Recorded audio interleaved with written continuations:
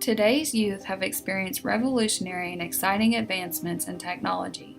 With these advancements comes an unprecedented ease to communicate electronically.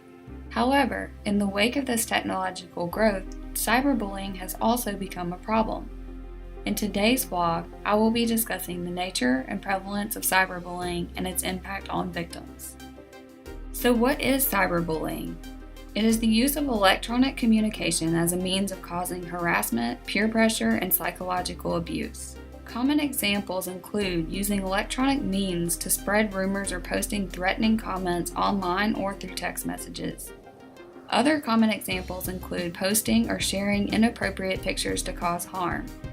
This may also include stealing a person's social media account information to pretend to be someone else online and then distributing sexually suggestive content from their user profile. However, victims of cyberbullying are most commonly subjected to mean comments or having rumors spread about them online. What you may find yourself wondering then is, how common is this form of bullying? The Department of Education reports a decline in accounts of bullying in general. And although cyberbullying occurs less frequently than other types of bullying, there is an increasing concern about its greater negative impact on victims. In our study, we asked 447 high school students about their experiences with bullying.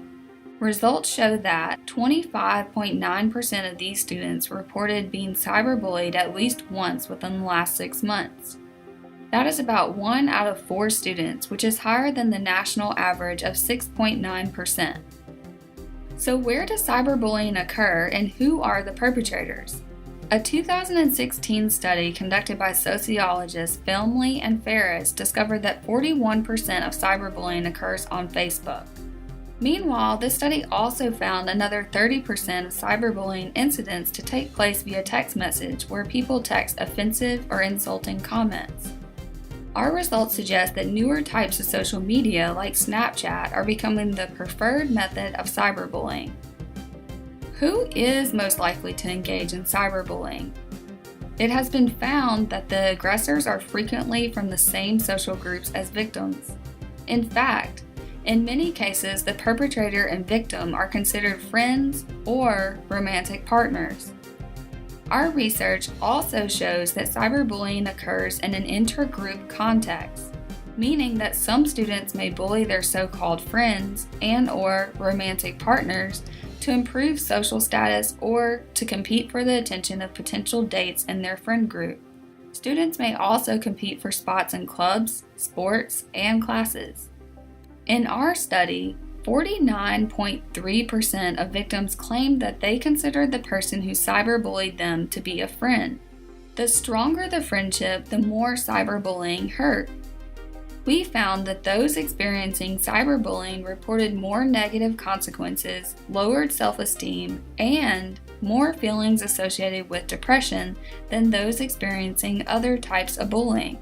Those cyberbullied by friends reportedly experienced the highest psychological and social cost of all. Those victimized online are often bullied offline as well. Of the victims of cyberbullying, 47.1% report also being subjected to physical violence.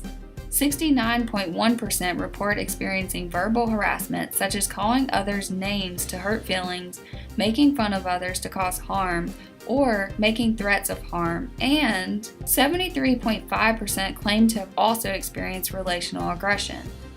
Relational aggression occurs when a peer makes an effort to damage the victim's friendships, other relationships, reputation, performance, and social status.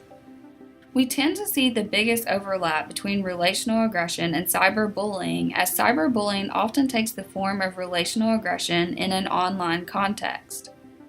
Cyberbullying, like any other type of bullying, can be extremely harmful to victims. It can have serious consequences, such as emotional distress that may cause the victims to socially isolate themselves. With these things in mind, it is important to consider what can be done. Technology seems to make perpetrators feel less visible and less responsible for their actions. It is easier to forget that the person on the other side is a real person with real feelings. If you are being bullied, don't be afraid to reach out to someone you trust for help. In our study, seeking help was the dominant response to having been cyberbullied. So, remember, you do not have to suffer in silence. Rather, keep copies of every post or comment as evidence that you can use to stop the bullying and take them to those who support you. Resist the urge to retaliate. Instead, start an anti-bullying club in your school or on social media platforms. It can be a great way to form alliances and educate others about bullying. Remember, kindness and friendship both go a long way in stopping bullying. That's all for today's blog. Remember to stay kind, keep your eyes open, seek social support, and speak out. Follow us on Facebook, Twitter, and socialrelationslab.com. See you next time.